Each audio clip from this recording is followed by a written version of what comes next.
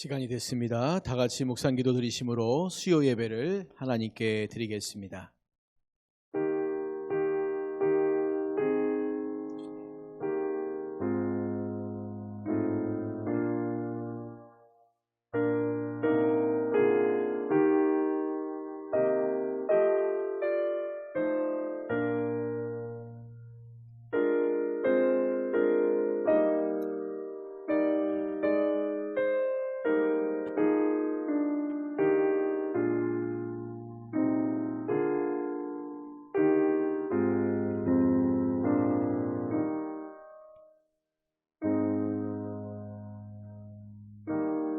하나님은 영이시니 예배하는 자가 영과 진리로 예배할지니라. 아멘. 하나님, 오늘도 우리에게 하나님을 예배할 수 있는 시간 주셔서 감사합니다. 같이 모여 예배하고 주의 말씀 나눌 때에 우리의 심령이 새로워지고 그 말씀이 우리의 심령 가운데 새겨져서 말씀 붙잡고 순종하며 나아가는 우리 모두가 되게 하여 주시옵소서. 예수님의 이름으로 기도드리옵나이다. 아멘. 찬송가 284장입니다.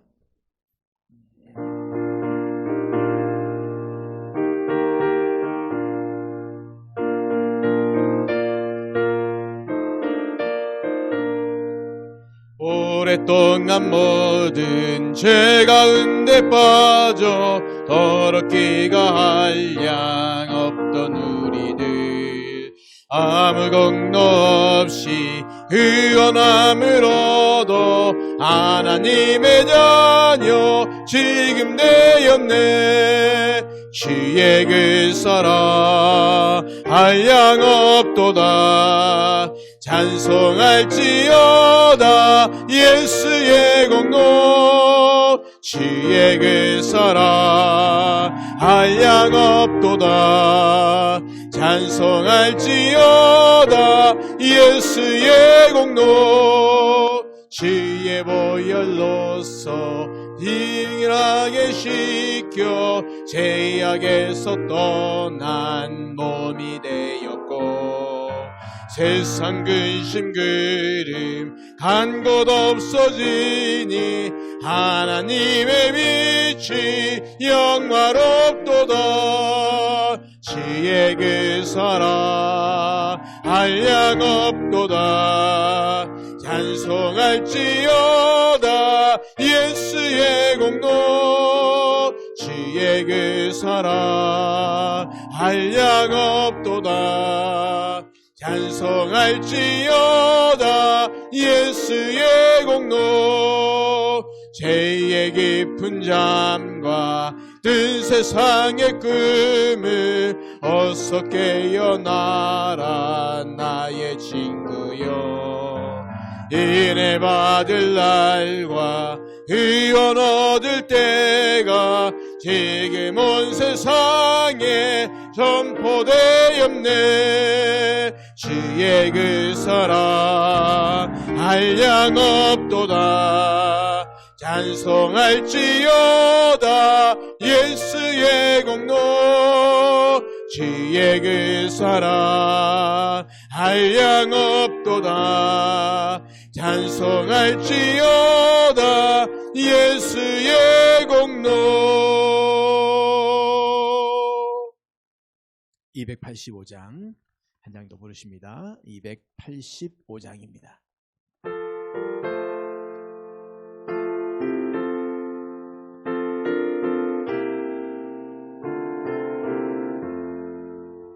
주의 말씀 받은 그날 참 기쁘고 복되도다.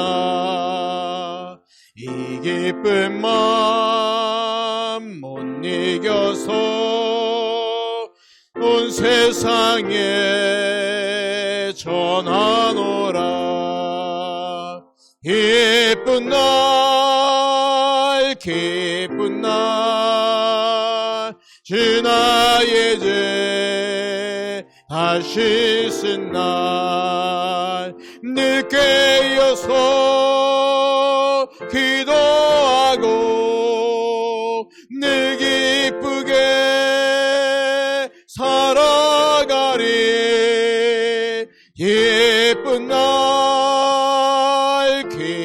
기쁜 날 주 나의 죄 다 씻은 날 이 좋은 날 내 천한 몸 새 사람이 되었으니 이 몸과 마음 다 바쳐서 영광의 주 늘 섬기리 기쁜 날 기쁜 날 주 나의 죄 다 씻은 날 늘 깨어서 기도하고 늘 기쁘게 살아가리 기쁜 날 기쁜 날 주 나의 죄 다 씻은 날 새 사람 된 그날부터 평안한 마음 내리소서 이 복된 말 전하는 일 나의 본분 삼았도다 기쁜 날 기쁜 날 주 나의 죄 다 씻은 날 늘 깨어서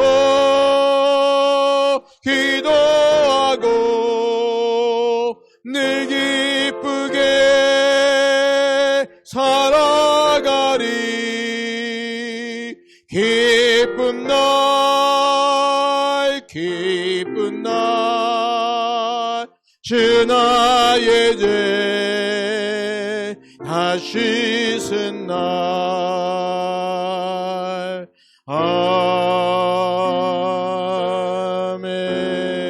아멘.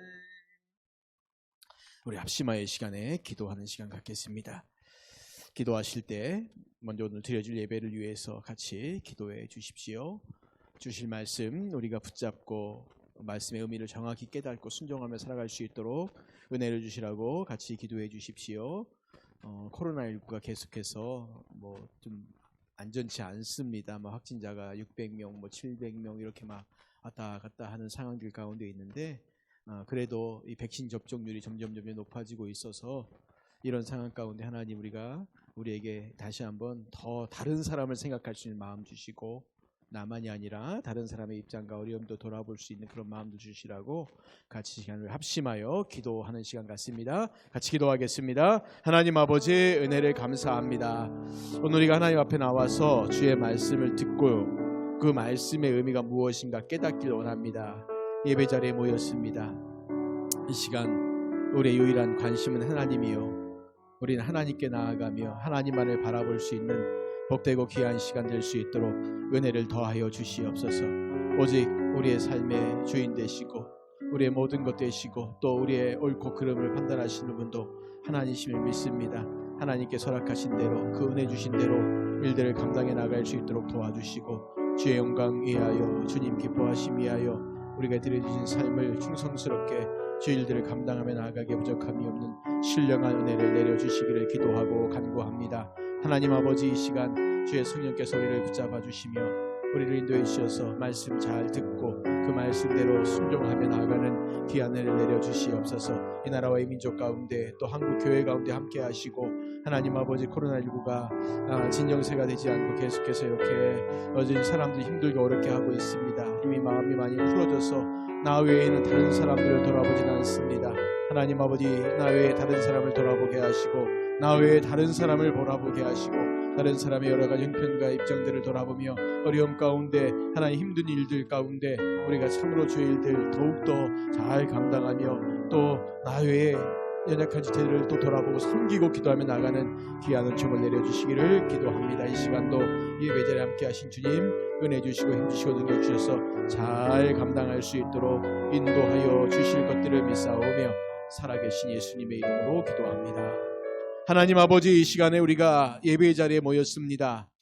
우리의 예배의 대상이 하나님이시고 우리가 하나님을 기쁘시게 드리는 것이 예배의 자세일진데, 이 시간 우리 하나님만을 바라보고 하나님만을 소망하는 온전한 예배의 시간, 예배의 자리 될 수 있도록 은혜를 내려 주시옵소서. 이후에 영상으로 예배드리는 모든 이들도 하나님 아버지 그저 영상을 보는 것이 아니라 진정한 예배 가운데 동참할 수 있도록 주의 성령님 우리를 지키시고 인도하여 주시옵소서. 이 시간 예배 드립니다. 주님 받아 주시옵소서.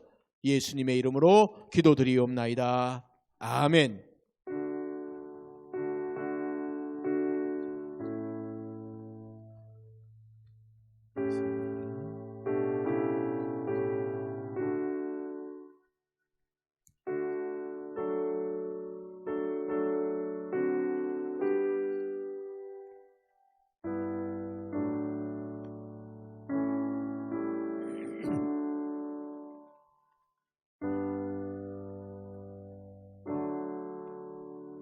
하나님 말씀 보십니다. 요한복음 3장 1절부터 5절까지의 말씀만 보시겠습니다. 요한복음 3장 1절부터 5절까지의 말씀.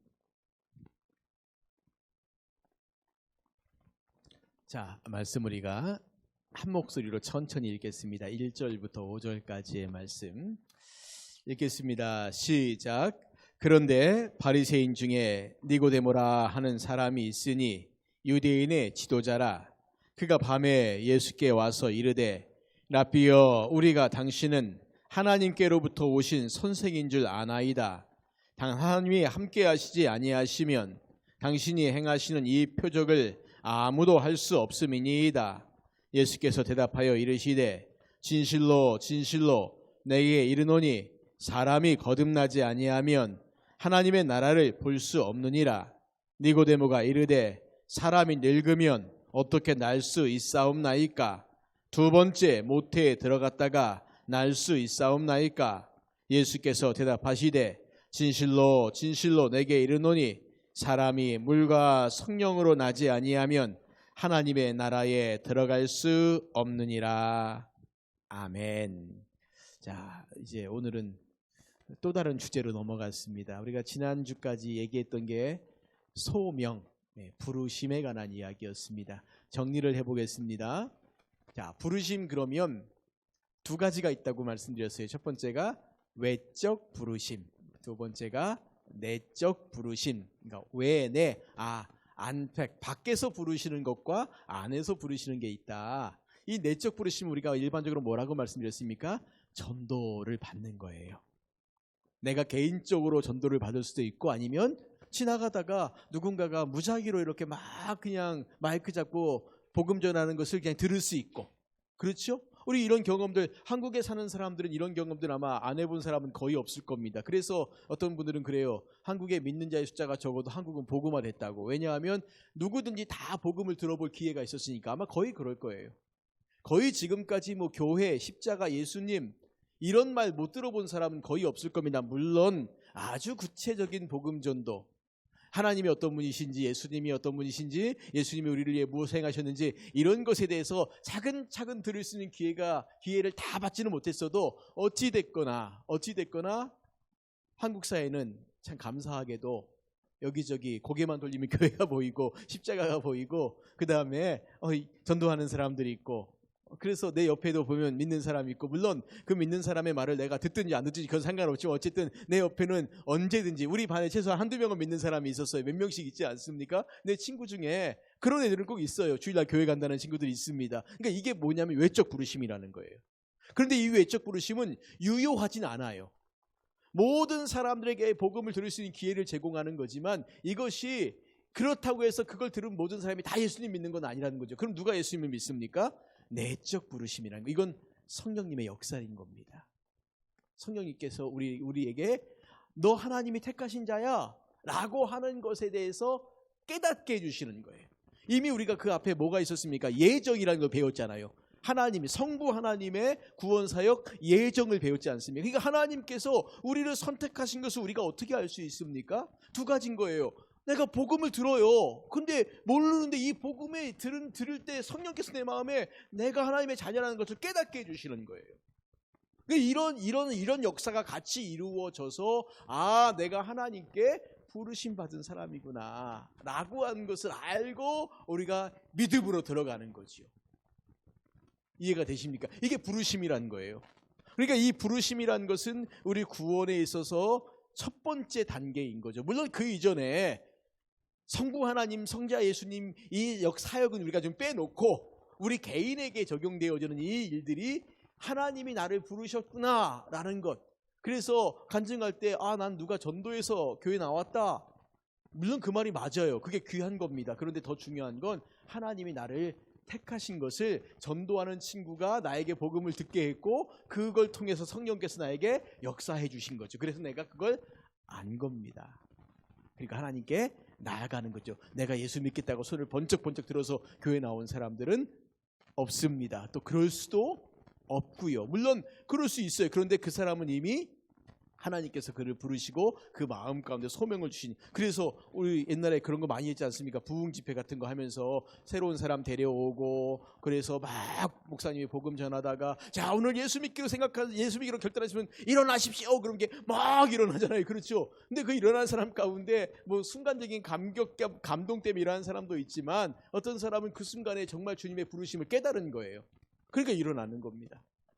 이게 부르심이라는 겁니다. 소명이라는 말이 이게 뭐지? 어렵지? 그래서 우리가 목사들도 목사로 소명 받았다라고 말하면 목사로 부르심 받았다는 말입니다.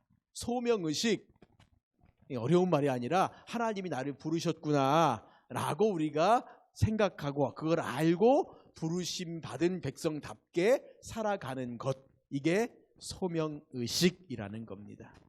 하나님이 우리를 부르셨다라고 하는 소명의식에 대해서 우리는 너무 어떤 사역에만 집중해요. 선교사로 소명을 받았냐, 뭐 목사로 소명 받았냐, 뭐로 소명 받았냐인데 이런 사역과의 관계 속에서 말하는 것도 물론 필요하지만 본질적인 이 소명은, 이 부르심은 하나님의 자녀로 나를 부르심 받았다는 것. 그래서 내가 하나님 자녀로서 살아가는 것. 여기에 우리가 본질적인 포커스를 맞추지 않으면, 딱 여기에 찍지 않으면 안 된다는 거예요. 이게 중요한 거예요. 목사로 소명을 받았는지, 선교사로 소명을 받았는지, 사역자로 받았는지, 이게 중요한 게 아니라 이것보다 더 먼저 중요한 건 내가 하나님의 자녀로 부르심을 받은 그 소명의식이 나에게 있는지. 그럼 내가 부르심 받았으면 이제 어떻게 살아가야 될까요? 하나님 자녀답게 사는 거죠. 이해가 되시죠? 이게 소명에 관한 이야기입니다. 혹시 잊어버리셨을까봐 반복을 한 번 더 한 겁니다. 또 잊어버리시면 나중에 또 반복하겠습니다. 여러 번 계속 반복해야 돼요. 제가 누누이 말씀드리지만 우리가 이런 어떤 단계들에 대해서 이렇게 구체적으로 들어볼 일이 없기 때문에 오늘 이제 중생 얘기하면서 할 거지만 이단들이 이 중생에 관한 이야기 갖고 우리를 얼마나 헷갈리게 만드는데요. 정말 많이 헷갈리게 만듭니다. 조금 이따가 말씀을 드리겠습니다. 자, 오늘은 성경적 구원은 뭐라고요? 중생인데 이 말이 거듭남, 영어로 born again 이렇게 말합니다. 다시 태어나는 것. 그러니까 중생 그러면 항상 우리가 재밌습니다. 중생 그러고 이렇게 인터넷에 구글에 쳐보지 않습니까? 그럼 불교에서 중생들아 뭐 할 때 이 중생이 나와요. 그래서 기독교 중생 그러면 거듭남 뭐 이렇게 나옵니다. 그래서 이 중생이란 말보다는 사실은 거듭남이라는 표현이 더 적절하지 않을까. 중생 그러면 왠지 스님들이 이 중생들이 뭐 이렇게 말하는 느낌이 들어서 그 중생보다는 거듭남에 대한 이야기를 우리가 좀 나누려고 합니다. 자, 늘 계속 보시지만 성부 하나님은 계획하시고 성자 예수님을 성취하셨어요. 그리고 성령 하나님은 그것을 우리에게 적용시키고 계신 겁니다. 우리에게 적용시키는 첫 번째 단계로 우리는 부르심에 관한 이야기를 열심히 했습니다. 또 반복했습니다. 잊어버리셔도 괜찮습니다. 또 반복할 거니까요. 그리고 나중에 안 되겠다 싶으면 수요 예배 영상을 다시 한번 또 보십시오. 그러면 이게 이런 말이구나 라는 것을 알 수 있고, 누군가에게 설명할 때 제가 설교한 수요 예배 영상을 다시 한번 또 보시면 아마 이게 설명하기가 좀 쉬울 겁니다. 오늘은 뭐냐고요? 중생입니다. 이 중생이란 말은 성령으로 새롭게 태어남. 따라해 보실까요? 성령으로 새롭게 태어남. 예, 태어남. 그래서 중생이란 말은 다시 태어난 거예요. 새롭게 태어난 거예요. 그래서 우리가 거듭났다. born again, 새롭게 태어났다. 뭐 이런 말을 주는 건데, 자, 그러면 이 중생이란 말이 뭐냐? 이 한자로 이렇게 써요. 거듭중자에다 날생자입니다. 날생자. 근데 이게 일반적으로 불교에서 중생할 때는 무리중자를 써요. 무리중자. 그러니까 무리들, 중생들 할 때는 그들은 무리들을 말하는 것이고, 우리가 중생이라고 말하는 것은 거듭나는 것. 거듭중자에다가 날생자. 이 중자가 무거울 중자로도 쓰이기도 하지만 사실은 뜻이 여러 가지로 많이 있습니다. 그래서 거듭중자에 날생자에서 거듭나는 것. 그러니까 우리말로 하면 거듭남이 맞는 거지요. 이해가 되시죠? 그럼 중생이 뭐냐라는 거. 중생이 뭐냐. 일단 이거부터 우리가 생각해줘. 거듭남이 뭡니까? 라고 말하면 거듭남이 뭘까요? 사람들이 막 헷갈리죠. 그렇죠? 그냥 쉽게 말하면 돼요. 거듭나는 거예요. 다시 나는 겁니다. 그런데 이게 뭡니까? 성령으로 다시 태어나는 겁니다. 그게 중생입니다. 우리가 성령의 은혜로 능력으로 말미암아 다시 태어나는 건데, 자, 무엇으로 태어날까요? 하나님의 자녀로 태어나는 거죠. 우리가 그 이전까지 하나님의 자녀가 아니었잖아요. 그렇죠? 너희가 전에는 어둠의 자녀였고 마귀의 자녀였고 마귀의 종이었고, 그렇죠? 그러나 이제는, 이게 중생을 말하는 거예요. 너희가 전에는 그러했다. 그러나 예수 그리스도의 은혜로 말미암아 이제는 너희가 하나님의 자녀가 되었다. 이상하지 않습니까? 신분이 완전히 달라진 거죠.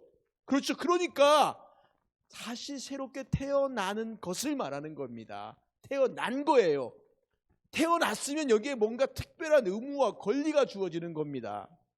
우리나라 법에도 보면 그 사람이라고 하는 것에 대해서 굉장히 많은 권리와 책임을 줍니다. 이 사람이란 존재가 우리가 하나하나가 별건 아닌 것 같지만 여러 가지 형법, 민법, 상법 이런 여러 가지 법적으로 따져보면 우리가요 굉장히 특별해요. 법적으로. 그런데 이 특별한 지위를 무엇으로 계속 정하냐면 법으로 정해요. 법으로. 사람이란 게 뭐냐라고 말할 때 형법이 정한 사람의 모습이 다르고 민법이 정한 사람의 모습이 달라요. 언제부터 사람이냐 도대체. 그런 고민 안 해보셨죠? 근데 이 법학자들은 그 고민을 합니다. 도대체 저 사람이 언제부터 사람이야?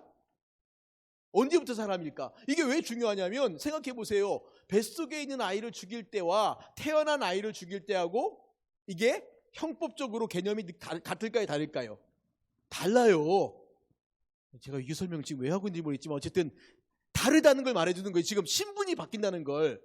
민법적으로도요, 뱃속에 있는 아이가 받는 유산 상속, 대부분 상속 문제가 걸려요. 민법은요. 왜냐하면 얘가 사람이야 아니야에 따라서 재산 상속을 줄까 말까 이게 되지 않겠습니까? 죽을 때요. 우리같이 돈이 없는 사람이야 상속의 문제 갖고 별 신경 안 쓰지만 만약에 수백조를 갖고 있는 사람이 죽었다고 생각해 보십시오. 그럼 그 사람이 그 재산들을 그 아들들이 나눠 갖는 걸, 이건 회장 돌아가시고 난 다음에 그 유산 상속에 대해서 어떻게 이걸 할까 막 고민하지 않겠습니까? 줄줄이 이게 나눠지는 거예요. 누가 아내가 얼마 받고 배우자가 얼마 받고 자식들이 얼마씩 받고 나눠 받고 거기에 따라 세금도 얼마 내고. 그런데 만약에 어떤 사람이요 결혼하고 재산이 많은데 결혼했는데 아기가 하나 있고 뱃속에 있는 아기가 하나 있어요. 근데 죽었어요. 그럼 유산 상속을 태어난 아이하고 뱃속에 있는 아이하고 이 공이 나눠주는 게 이게 조금 다르긴 하지만 여기도 받아요. 뱃속에 있는 아이도요. 왜냐하면 사람이니까. 제가 다시 말씀드리지만 지금 이 설명을 왜 드리는지 모르겠지만 어찌됐거나 중요한 게 뭐냐면은 우리가 하나님의 자녀로 되었다. 너희가 전에는 사탄의 자식이었지만 지금은 하나님의 자녀가 되었다라고 말할 때, 그러면 하나님의 자녀가 된 우리들에게 굉장히 특별한 권리와 은혜와 자격들이 임하고 심지어 여기에는 의무와 책임도 같이 주시는 거라는 거예요. 그러니까 완전히 다른 인격체가 되었다 라고 얘기하는 거죠. 그래서 요한복음 3장 5절에 이렇게 말합니다. 진실로 진실로 내게 이르노니 사람이 물과 성령으로 나지 아니하면 하나님의 나라에 들어갈 수 없다. 자, 이 거듭남의 은혜가 얼마나 특별한 은혜를 우리에게 주시느냐면 거듭나지 않으면 어떻게 될 수 없다고요? 하나님 나라에 못 들어간다는 거예요. 즉 우리가 전에는 마귀의 자식이었어요. 그럼 하나님 나라에 못 들어가요. 그런데 거듭나서 하나님의 자녀가 됐어요. 그런 사람에게 주시는 특별한 은혜가 뭐라고요? 하나님의 나라에 들어갈 수 있다는 겁니다. 이게 얼마나 특별한 겁니까? 얼마나 특별한 거예요. 그렇죠? 정말 특별한 은혜를 우리에게 허락하신 것이다 라고 생각하실 필요가 있습니다. 보십시오. 요한복음 3장에 나오는 예수님과 니고데모와의 대화에서 나오는 말 중 거듭나야 한다라는 말이 바로 중생이라는 말이라는 거예요. 니고데모야, 네가 거듭나야 한다. 네가 거듭나야 한다. 자, 그러면 우리 이런 생각해 보실까요? 오늘은 조금 얘기가 어려울 수도 있을 겁니다. 그래서 다음 주에 한 번 더 반복을 할 건데 잘 들어보십시오. 우리가 거듭났다, 하나님의 나라에 들어간다, 그런 자격을 얻었다, 하나님의 자녀가 되었다. 그러면 도대체 우리에게 어떤 변화가 일어났다는 거야? 뭔가 변화가 일어났다는 거 아닙니까? 내가 전에는 마귀의 자식이었어요. 그런데 지금은 하나님의 자녀가 되었습니다. 그래서 우리에게 말씀하세요. 네가 하나님의 나라에 들어갈 수 있다. 그럼 도대체 우리에게 무슨 변화가 생겼길래? 이 거듭남이라는 과정을 통해서 무슨 변화가 생겼길래 내가 하나님의 자녀가 되었고 하나님의 나라에 들어갈 수 있는 사람이 되었느냐라고 하는 거지 않겠습니까? 그래서 이런 고민을 해보는 겁니다. 중생을 하면 도대체 어떤 변화가 우리에게 일어날까? 이거 우리가 잘 들으셔야 됩니다. 이거 잘 못 들으면은 이단들이 뭐라고 우리를 속일 때, 야, 너 보니까 하나도 거듭난 사람 같지 않구만, 이렇게 말하면 우리가 그 말이 속아요. 도대체 거듭나면 어떤 변화가 일어날까에 대해서 이게 정확히 우리가 알지 않으면 거듭난 것이 마치 우리 인생의 모든 것이 다 변하고 내 삶이 다 변하고 행동도 변하고 말도 변하고 다 변했다고 생각해서 내 모습을 보니까 전혀 변화된 것 같지가 않아요.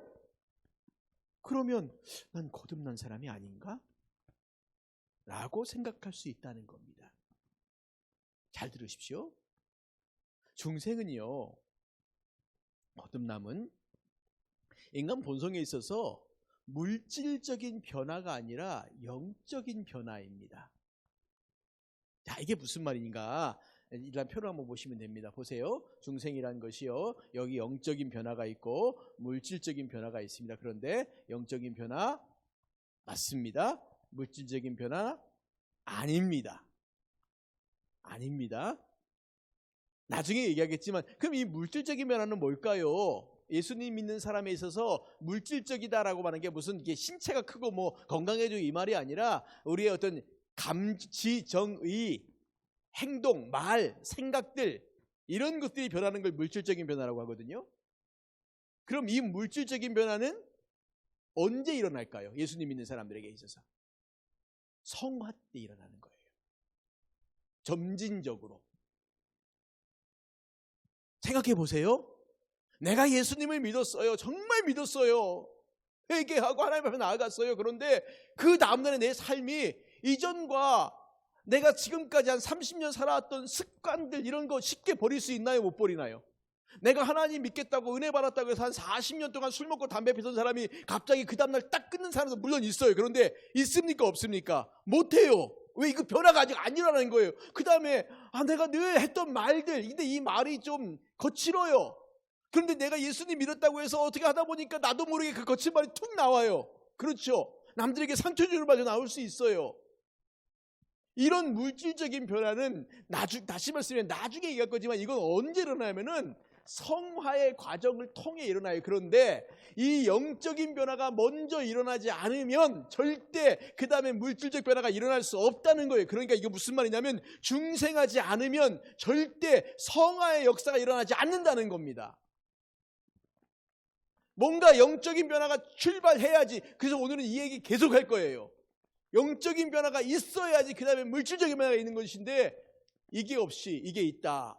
저 사람 예수 믿더니 행동이 변했대. 이 말은요, 이미 영적인 변화가 하나 있었다라고 하는 걸 전제하는 겁니다. 전제하는 거예요. 그래서 보세요. 중생했다고 해서 좀 낙심하지 마십시오. 내가 예수님 믿었는데 첫 번째 인격이 변하는 것은 아닙니다. 저 사람 막 눈물콧물 어저께 부흥회 때 눈물콧물 다 흘리고 정말 그게 뭐 우리가 진실인지 거짓인지 분별할 수 없지만 어쨌건 그가 예수님 믿겠다고 그렇게 하나님 앞에 영접하고 기도하고 그렇게 삶을 살아가는데 그렇다고 인격이 확 변하느냐? 아니요. 아닙니다. 두 번째, 기능들. 예를 들면 이런 겁니다. 보세요. 음치가 갑자기 성악가가 될 수 있겠습니까? 없겠습니까? 내가 중생했더니 내가 이렇게 노래를 잘하게 됐어요. 가능합니까? 불가능합니까? 저는 중생했더니 키가 갑자기 20cm 컸어요. 가능합니까? 불가능합니까? 제가 중생했는데 갑자기 체중이 쑥 빠져갖고 얼마나 제가 그냥 몸매가 예쁘게 되는지 몰라요. 가능합니까? 불가능합니까? 불가능한 거예요. 아닙니다.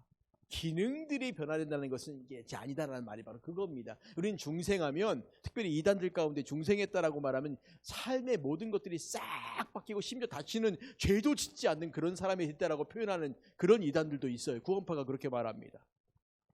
아니라는 거예요. 아니라는 겁니다. 두 번째 보십시오. 초보 운전자가 갑자기 예수님 믿고 중생했다고 해서 자동차 경주대에 나갈 만큼의 인류 드라이버가 되는 거 아니지 않습니까? 그렇죠? 그러니까 무슨 말씀이냐면 기능들이 바뀌지 않는다는 거죠. 좀 극단적인 예를 들었지만 우리의 지정의가 예수님 믿고 중생했다고 해서 갑자기 변화되는 것이 아니라는 것을 말씀드리는 거예요. 이건 이단들이 하고 자도 그렇게 말하니까 제가 지금 그게 아니다라는 것을 말씀드리려고 지금 이렇게 하고 있는 겁니다. 그래서 보십시오. 여기 보면 우리 마음의 중심이 있죠. 마음의 중심이 있고 그 마음의 중심의 기능들이 나타나는 게 뭐냐면 지정의입니다. 우리는 지정의가 우리 마음의 중심에 있다고 생각하는데 아니에요. 마음의 중심이 있고 그 마음의 중심에서 그 나타나는 기능들이 지성적인 측면으로, 감정적인 측면으로, 의지적인 측면으로 이렇게 나타나는 거예요. 그러면 거듭남이 영향을 주는 곳이 어디냐면 바로 이곳 마음의 중심이라는 거예요. 지성과 감정과 의지를 직접 변화시키지는 않는다는 겁니다. 자꾸 무슨 말인가 지금 헷갈리기 시작하실 겁니다.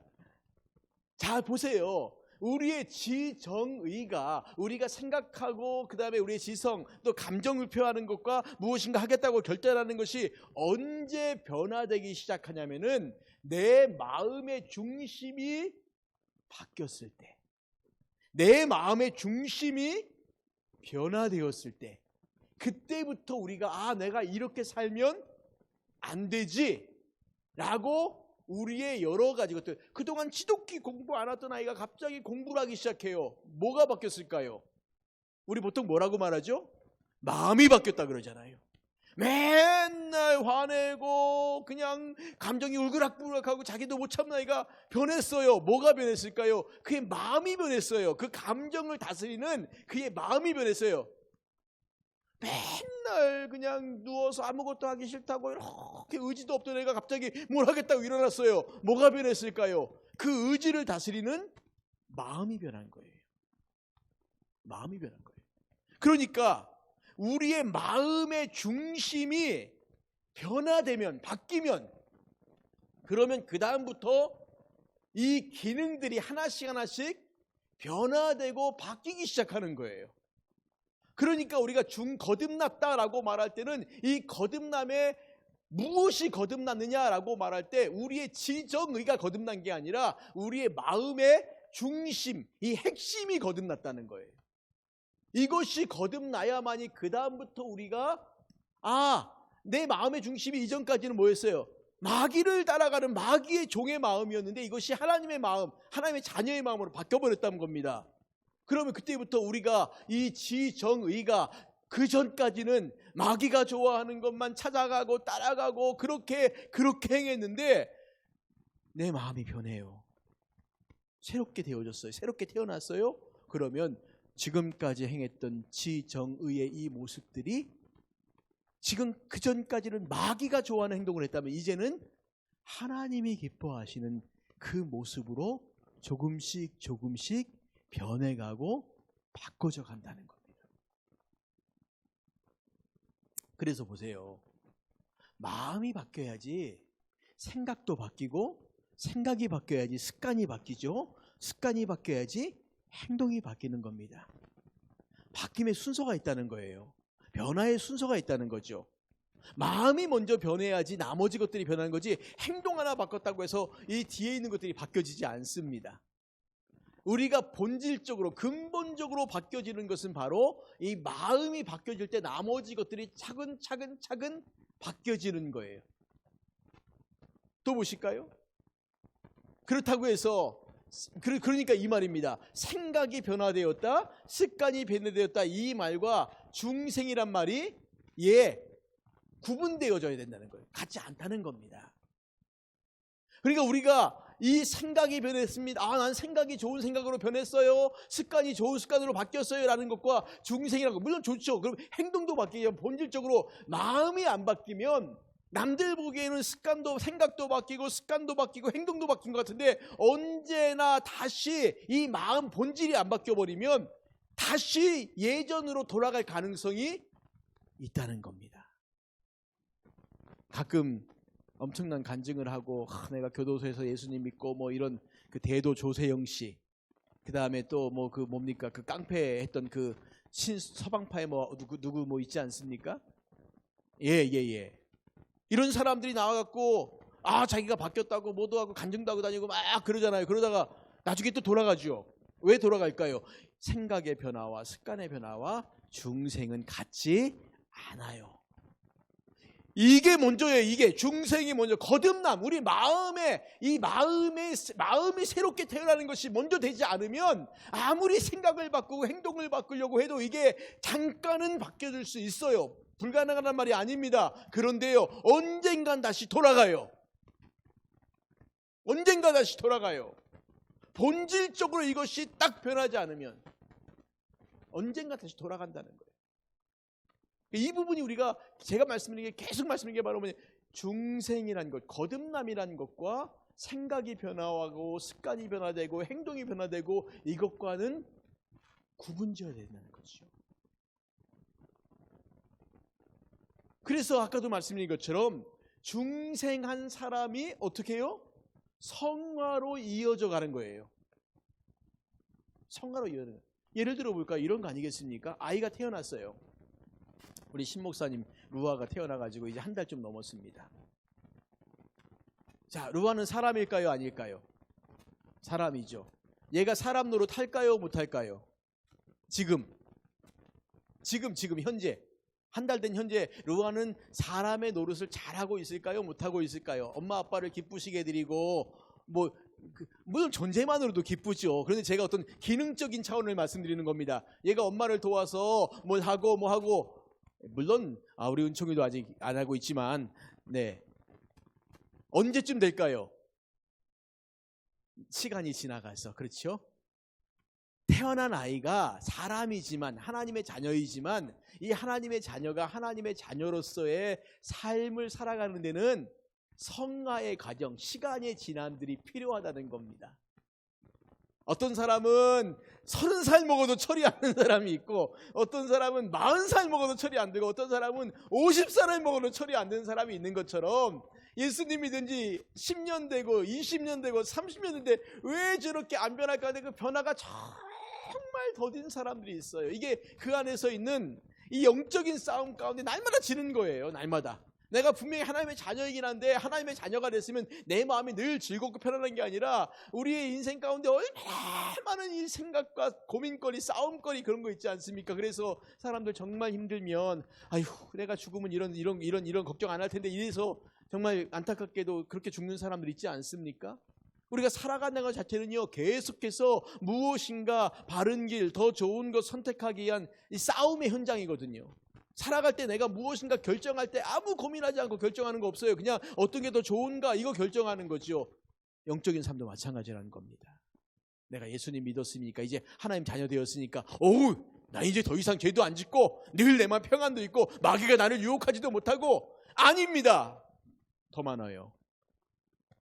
이전까지 마귀의 종일 때는 죄가 죄인지도 모르니까 그냥 살았어요. 마치요 비가 막 오는데 집에서 깨끗한 옷을 입고 나온 사람이 우산을 딱 쓰고 갑니다. 얼마나 조심해서 갑니까? 그렇죠. 물이 튈까봐 조심하고, 차가 옆에서 지나가면 싹 피하고, 비 안 맞으려고 조심하고. 그런데 한 번 뒤집어 썼어요. 그때부터 어떻게 하나요? 조심합니까? 안 합니까? 절대 안 합니다. 한 번 비 올 때 진흙을 뒤집어 써버리면요, 그때부터 끝난 거예요. 옛날에 청년들 데리고 중고등부 학생 데리고 수련회 가면 늘 장난스럽게 했던 행위가 뭐냐면은 꼭 이렇게 물놀이 할 때 물에 던져 빠뜨려요. 저는 수영을 못합니다. 수영을 배워본 적이 없어가지고, 또 물가에 산 사람도 아니기 때문에. 저는 물에 던지는 걸 제일 싫어해요. 물을 무서워하기 때문에. 근데 꼭 잡아라! 그리고 전도사님 잡아라! 그러고 막 쫓아와요. 그러면 이 도망을 못 가잖아요. 그러니까 잠깐 하고 안경 벗고, 뭐 빼놓고, 지갑 빼놓고, 던져! 그리고 던집니다. 그리고 이제 물에 퐁당 한번 들어갔다 나와요. 그때부터 저를 던진 애들은 다 죽었습니다. 제가 그때부터 더 포악하게 잡아서 붙잡아 물에 처박아 넣었어요. 난 이미 젖었으니까. 죄로 인하여 오염된 사람들은요, 죄를 지어도 죄가 죄인지 몰라요. 잘 보십시오. 죄를 지어서 그 죄 가운데 오염돼 버린 사람이 죄를 지을 때 주저하는가? 아닙니다.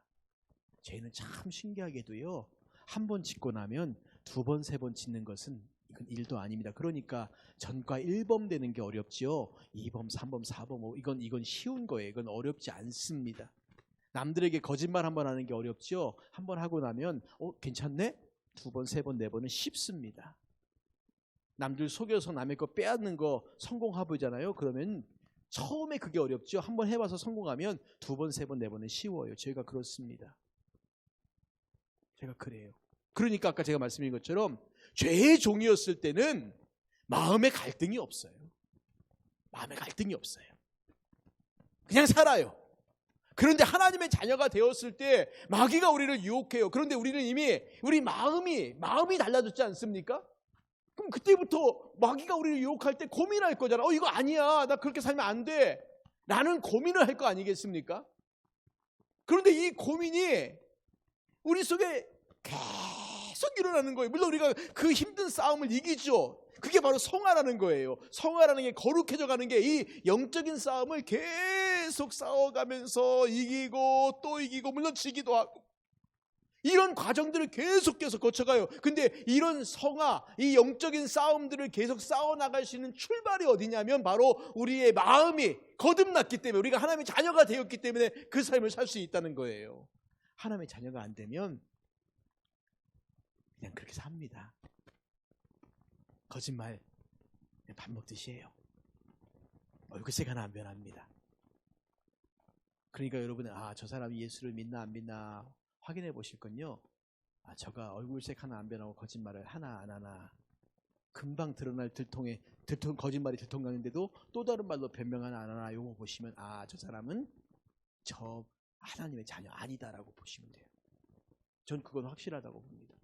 죄를 지어도 반복해서 죄를 짓고 있는 사람은 하나님의 자녀 아닙니다.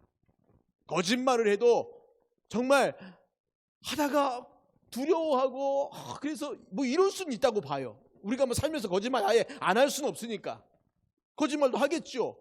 그런데 이 거짓말 할 때 얼굴에 철판을 깔고 하고 있다. 그러면 그 거짓말하는 태도를 보면 저 사람은 하나님 자녀 아니라고 보셔도 돼요. 그가 뭐 직분이 뭐고 중요하지 않습니다. 목사고 장로고 이거 아무 의미가 없어요. 우리가 우리의 모습을 돌아보실 필요가 있지 않습니까? 내가 나의 모습을 볼 때, 죄를 지을 때, 거짓말을 할 때 정말 얼굴에 철판 깔고 아무렇지도 않고 정말 거짓말하고, 그 거짓말을 덮기 위해서 또 거짓말을 하고, 그 거짓말 덮기 위해서 또 거짓말하고, 이런 것들을 내 속에서 태연하게 하고 있고, 남들이 그걸 잘못됐다라고 지적해도 전혀 난 잘못된 게 아니라고 생각하고 있다면 내가 하나님의 자녀가 아닐 거야 생각하시면 됩니다. 왜요? 거듭난 사람은요, 그 다음부터 성화의 과정을 거쳐가거든요. 아이가 태어났으면 자라가요. 똑같은 겁니다.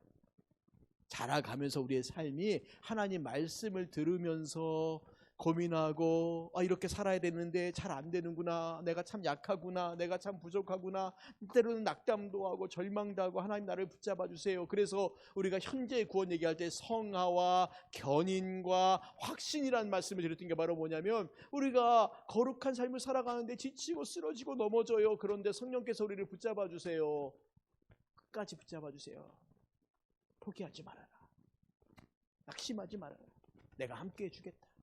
그럼 그게 가는 거에 힘들어도 물론 가다 또 넘어지겠죠. 그게 우리 현재 구원의 모습이라는 거예요. 그런데 그런 구원의 모습이, 그런 구원받은 삶의 모습이 없다. 그럼 본질적으로 하는 내 안에 내 마음이 변하지 않았구나. 그래서 보십시오. 중생하는 순간 완전히 성화되는 것이 아닙니다. 이거 제발 좀 착각하지 마세요. 나 거듭났어요. 왜 거듭나면 기쁨이 있죠. 그런데 성화된 게 아니라는 거예요. 이거 달라요. 차원이 다른 문제라는 거예요. 중생과 성화는 완전히 차원이 다른 문제입니다. 중생한 이후에 성화의 과정을 통해 점점 변화되는 것입니다. 누가 성화의 삶을 살 수 있습니까? 중생한 사람이요. 중생한 사람만이 성화의 삶을 살 수 있어요. 그런데 그 성화의 과정은 한 번에 단번에 샥 바뀌는 게 아니라 점진적으로. 그래서 중생은 시간이요 순간적이에요. 그 순간에 내가 하나님 자녀가 돼요. 근데 성화는 시간이 오래 걸려요. 계속 이 치열하고 힘든 영적인 싸움. 그러니까 우리가 예수님 믿는다, 지금 내가 예수님 믿고 살아간다, 이 말은 내가 지금 성화의 삶을 살고 있다, 영적인 싸움을 싸우고 있다, 이것과 같은 말이라는 거죠. 그러니까 이 싸움이 쉽지가 않다는 겁니다. 예수님 믿으면 내 안에 날마다 기쁨과 즐거움과 감사가 있어야죠. 예, 감사가 있습니다. 그런데 우리 보고 그걸 누리라고 말해요. 기뻐해라, 감사해라. 그러니까 여기에 우리가 의지적으로 기뻐하고 감사하고 사랑하고 용서하고 어떻게 해요? 의지적으로 죄와 더불어 싸우고, 뭐 사랑하라 용서하라 하니까 무슨 죄도 다 용납하고 품고 이게 아니라 죄가 있으면 죄는 잘못했다라고 말하고, 싸울 건 싸우고, 회개하고 돌아가면 용서하고, 회개하지 않으면 계속 죄를 지적해주고 잘못했다고, 너 이거 이렇게 살면 죽는다라고 말해줘야 되고. 언젠가 사랑과 용서 뭐 이런 얘기 좀 할 기회도 있을지 모르겠지만, 여러분, 사랑이라는 것을 무조건 포용하는 게 아닙니다. 그 사람이 죄를 짓고 있는데 그래, 난 널 다 용서해, 이건요 딱 이 말입니다. 난 널 포기했어, 이 말하고 똑같은 말입니다. 포기한 건 사랑은 아니지 않습니까? 사랑은 잘못된 길로 가고 있을 때 막 야단치는 거예요. 너 그러면 죽는다고, 어떻게 그렇게 살아, 너 똑바로 돌이켜, 이렇게 말해주는 거예요. 들으면 감사한 거고, 안 들으면 들을 때까지 뭐라 그러는 거죠. 계속. 사이가 갈라지면 어떡합니까? 할 수 없어요. 그러면 그냥 죽도록 내버려 줄 겁니까? 사이가 갈라지더라도 계속 뭐라고 해야죠. 그게 진짜 사랑 아닙니까?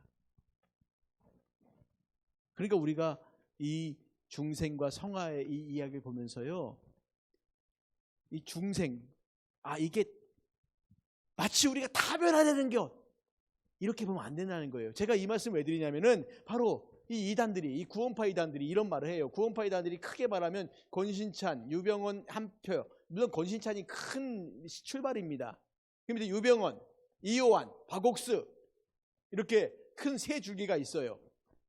박옥수는 잘 아시다시피 기쁜 소식 선교회라고 해서 대한예수교 침례에 이래서 저기 뭐 이렇게 버스에다가 맨날 박옥수 성경 강의 써붙이고 다니는 그 박옥수가 구원파입니다. 그 다음에 이요한도 보면요, 여기도 대한예수교 침례, 그러니까 대한예수교 침례회라고 붙어 있는 데는 다 거짓말이에요.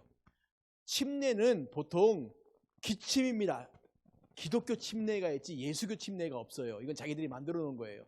그 다음에 예수교가 붙어 있으면 그 옆에 장로교가 있는 게 이게 맞습니다. 그러니까 항상 볼 때 예수교 침례에 이렇게 있으면 저거 구원파. 이게 어디냐면 우리 수원에서 용인 넘어갈 때 옆에 영통이 있고요. 이렇게 쭉 위로 고가 올라가는 데 있지 않습니까? 이 뒤쪽에는 흥덕지구 있고요. 왼쪽에는. 거기 보면 교회가 있어요. 교회. 딱 보시면 이게 있어요. 대한예수교 침례회, 수원교회 이렇게 써 있습니다. 거기가 이요한 교회의 교회입니다. 근데 거기 사람들이 많이 가요. 이단인데도 갑니다. 연예인들 가운데도 이런 이단에 빠진 사람들 정말 많습니다. 뭐 유병헌은 잘 아시잖아요. 지난번 옛날에 우리 몇 년 전에 세월호 때문에 이렇게 해서 뭐 죽어 시체 발견됐다 뭐 이 사람이 바로 유병헌이라는 사람이고요. 이들이 뭘 자꾸 물어보냐면요. 구원파가 포교 때 자주 써먹는 멘트. 선생님의 이름이 생명책에 기록된 것을 확실히 알고 있습니까? 선생님은 거듭나셨습니까? 선생님은 마음속에 계심을 성령님이 마음속에 계심을 믿습니까? 사망에서 생명으로 옮겨지기 확신하십니까? 의인입니까? 죄인입니까? 모든 죄가 용서됐습니까? 하나님을 두려워하는 생활은 아닙니까? 구원받은 거 확신합니까? 재림주를 영접할 준비가 되어 있습니까? 구원의 근거가 어디 있습니까? 제공, 사이비, 종교, 피해, 대책 연맹에서 이런 것들 구원파가 이런 질문을 해요. 그럼 여기에 보십시오. 거듭나셨습니까? 거듭남이 뭘까? 근데 이 사람들이 말하는 거듭남에는 아까 제가 말씀드렸던 것처럼 죄도 안 짓고 유혹도 안 받고 다 성화되었고 그걸 거듭남이라고 말해요.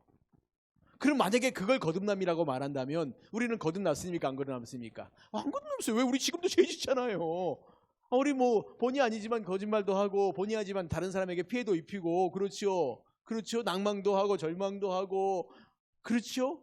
그런데 이들은요 거듭나면 그것이 없다는 거예요. 그럼 그들의 말을 딱 듣고 당신은 거듭났습니까? 그럴 때 제가 만약에 그럼요 전 거듭났습니다. 그럼 당신은 죄를 안 짓습니까? 아니 죄 짓는데요. 당신은 거듭난 거 아닙니다. 이렇게 나가는 겁니다. 폭 넘어가게 돼 있죠. 그런데 참 이단들이 무서운 게요. 제가 이렇게 얘기하면 이단 누가 거기 빠져. 그런데 이단이 그 마음에 우리의 마음에 이단의 그 씨가 딱 심겨지잖아요. 그래서 거기 한번 빠진 사람들은 못 벗어나요. 참 신기하더라고요. 아니 몇 달 며칠 예수님 오신다고 얘기했던 사람들이 그날 안 오면은 우리 같으면 내가 속았네? 이렇게 해야 되잖아요. 아니에요. 예수님이 날짜를 착각했을 거라고. 예수님이 날짜를 착각했을 거라고. 내가 다시 한번 알아볼게. 그리고 다른 날 또 얘기해. 다른 날들을 또 말해요. 이날 알아보니까 이날이 아니었고 내가 보니까 음력이었더라. 이게 양력으로 따지면 이날이 아니고 이날이라고. 이런 식으로 말을 합니다. 근데 그 말을 듣고 우리 같으면 정신 나간 인간아 이게 무슨 소리야 그럴 텐데 그 이단에 한번 이렇게 탁 빠져서 이단의 씨앗이 마음에 심겨진 사람들은요 그것도 믿어요. 그럼 그렇지. 제가 아는 목사님 어머니가 그 시한부 종원원에 젊어서 한번 빠지셨대요. 근데 지금 뭐 그 목사님도 저보다 나이가 더 많고 50대 한 중반 넘어갔고 그 어머니도 이제 70이 넘어가신 분인데 놀라운 것은 젊었을 때 제가 그렇게 빠진 것에 대해서 내가 그때 잘못했지라고 말하지 않고 여전히 또 그런 얘기가 들리면 귀가 쏠깃하신다는 겁니다. 아버님도 장로님이셨다가 돌아가셨고 뭐 이렇게 형제들이 다 신앙생활하는데 이 어머니가 그렇다는 거예요. 그래서 이게 안심할 게 못 되는구나. 이단이란 것은 언제 어떻게 누구에게 들어와서 그 마음을 확 이상하게 만들어서 못 벗어나게 만들어요. 지금도 가서 그 목사님이 그런 얘기를 한다는 겁니다. 어머니에게 어머니 나랑 내기합시다. 언제 예수님 오시면 어머니 갖고 있는 돈 나 다 주고 안 오면 내가 돈 다 주고 뭐 그러겠다고. 그럼 또 내기도 안 한대요. 내기는 안 하면서 계속 그냥 그런 무섭습니다. 이단이라는 게요. 정말 무섭습니다. 그래서 이런 것들을 우리가 들을 때 이 구원파만이 아니라 신천지 뭐 이런 이단들이 쭉 이런 얘기를 하면서 마치 우리가 예수님을 믿으면 그런데 그들이 말하는 건 아니죠. 결국 이거예요. 재림주를 영접할 준비가 되어 있습니까? 구원의 근거가 어디 있습니까? 뭐 이런 것들을 질문할 때 사실 구원파는 자기들이 재림주라고 말하지 않아요. 그러니까 헷갈려요 사람들이. 차라리 신천지는 이만희가 자기가 하나님이라고 말하니까 저 이럴 텐데 안상홍파는 장길자가 자기가 하나님 어머니라고 말하니까 말도 안 되는 소리야. 물론 거기 빠져있는 사람도 있죠 여전히. 그럼에도 불구하고 구원파는 안 그러니까 이런 말 들으면 헷갈리지만 굉장히 이게 더 무서운 거예요. 잘 들으십시오. 요런 말을 누가 한다고 이게 접근하면 특별히 대한예수교 침례에 말하고 뭐 권신찬, 유병헌, 이호환, 박옥수 뭐 이런 얘기할 때 이단들이 제일 싫어하는 게 뭐냐면 자기들 교주 이름을 함부로 부르는 걸 되게 싫어해요. 신천지 만나면은 누구 이름만 딱 대면 도망가겠습니까? 싫어하겠습니까? 예. 안상호파 만나면은 장아무개 씨 이름만 딱 대면 이름 대면 정색을 해요. 어디 이름을 함부로 부르냐고. 자, 중생이 뭐냐? 요거까지만 얘기하고 마무리하겠습니다. 마음에 뭐가 변한다고요? 성향이 변한다는 거예요. 자, 이 말이 뭐 좀 가벼운 말일 수 있겠지만 이런 표현을 생각해 보시면 돼요. 성향이 뭐냐 도대체 그러면? 마음의 성향의 변화? 성향이 뭘까? 인간의 지성과 감정과 의지를 지배하고 관리하는 것을 말하는 거예요. 그래서 인간은 성향에 따라 행동하는 겁니다. 그러니까 내 마음에 원하는 것대로 내가 살아가는 거예요. 내 마음에 원하는 것을 이루기 위해서 우리의 지성과 감정과 의지가 사용되어지는 겁니다. 그렇기 때문에 아까 제가 말씀드린 것처럼 마음의 중심에 지성, 감성, 의지 이게 있는 게 아니라 그것은 그 주변에 있는 발현하는 것이고 그것이 바로 우리 인간들의 마음의 중심에 우리 성향이라는 것이 있다는 거예요. 그러니까 여러분 생각해 보십시오. 두 사람이 있습니다. 출신 지역과 출신 학교와 태어난 시기가 두 사람 똑같은 두 사람이 있는데 이것들이 한 사람의 차이를 만드는 게 아니라 뭐가요? 이들의 성향 차이가 두 사람을 만들 수 있습니다. 누가 도둑이 되고 누가 경찰이 될까요? 성향이 그런 사람이 성향. 죄를 짓는 것에 대해서 전혀 꺼리낌이 없는 사람이 그런 성향이 있다면 범죄자가 돼요. 그러니까 우리가 이걸 깊이 생각해 보실 필요가 있다는 겁니다. 또 한 가지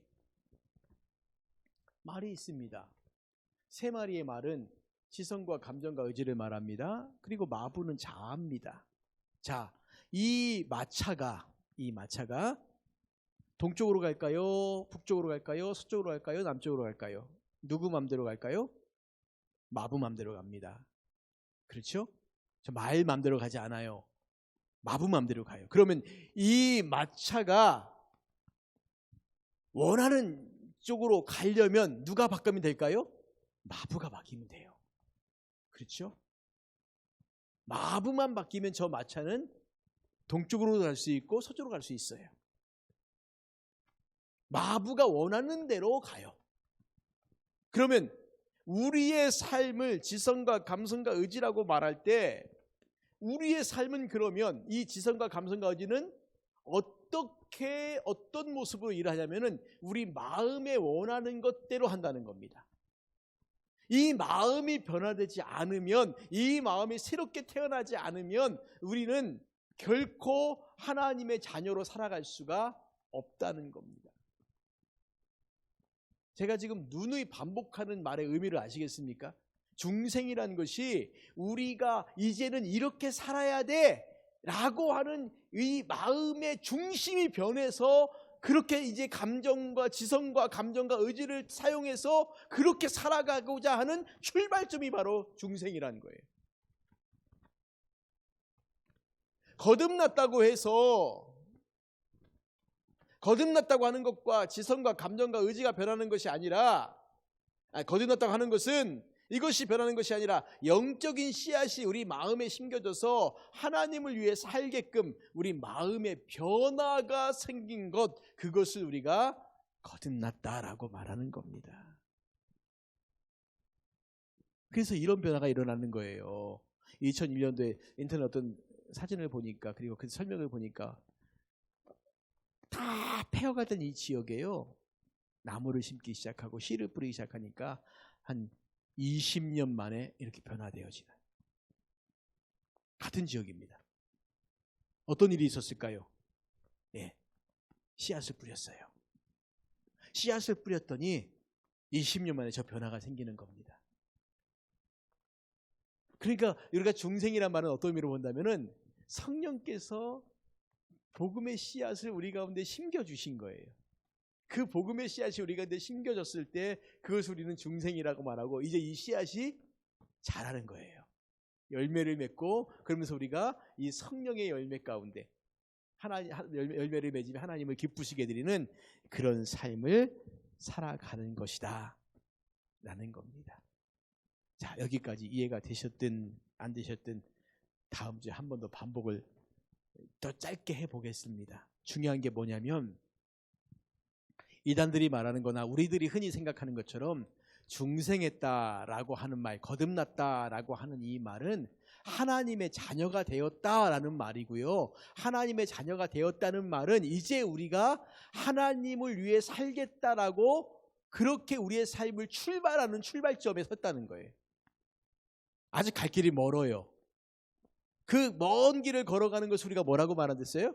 그걸 성화라고 말씀을 드린 겁니다. 그러니까 이단들이 말하는 것처럼 아니면 우리가 생각하는 것처럼 거듭남이 완전히 사람이 성화되고 변화됐다라는 것을 말하는 것은 아니라는 거.